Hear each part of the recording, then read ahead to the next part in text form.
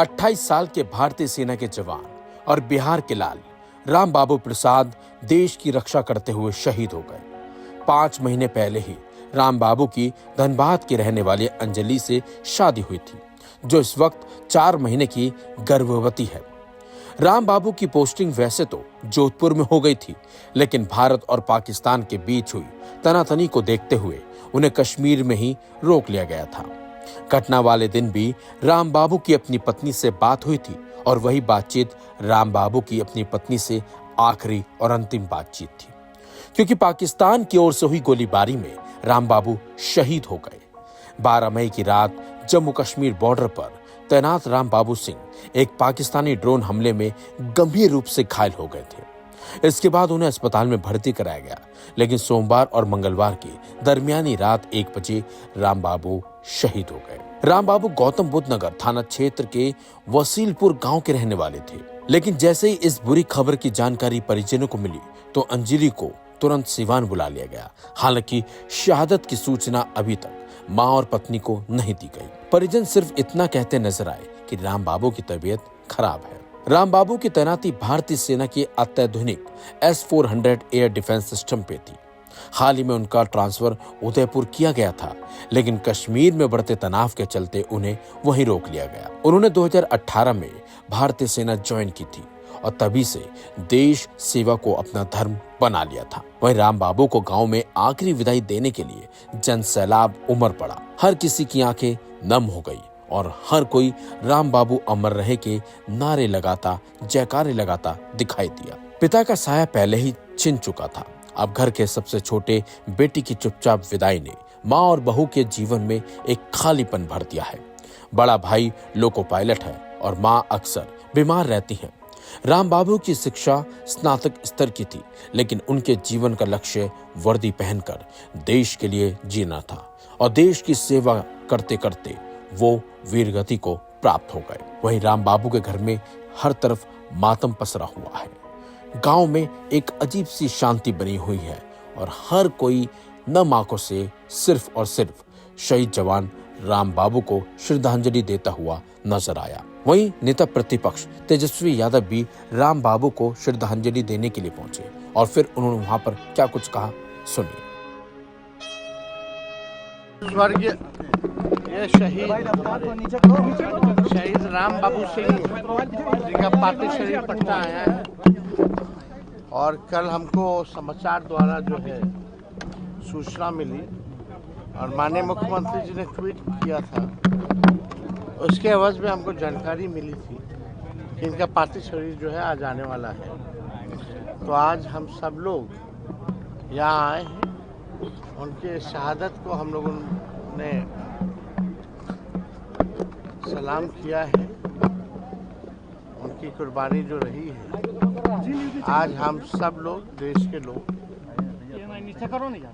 भारतीय सेना को जितना भी हम लोग धन्यवाद करें, जितना भी वीरता भारतीय सेना ने पाकिस्तान को मुंह तोड़ जवाब देते हुए किया है, वो कब होगा।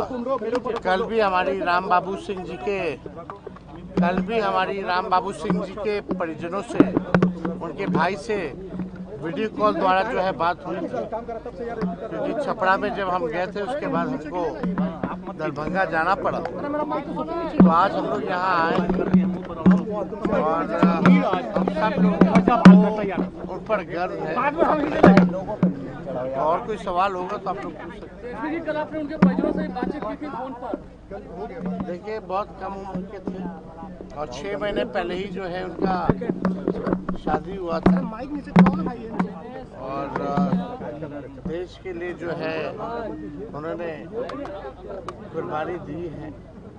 देश और बिहार उनकी कुर्बानी को हमेशा याद करेंगे। और हमने कल भी कहा था और हर बार हम कहते हैं, कभी भी राष्ट्र सुरक्षा की बात आती है, कभी भी युद्ध का वातावरण रहता है, तो बिहारी कभी पीछे नहीं हटता। बिहारी हमेशा आगे रह करके देश के लिए, देश की सुरक्षा के लिए, देश के आम नागरिकों के लिए हमेशा आगे खड़ा रहता है, चाहे कोई परिस्थिति हो। बिहारियों का बड़ा एक योगदान है तो हम सभी बिहार के लाल को हम लोग सलाम करते हैं। और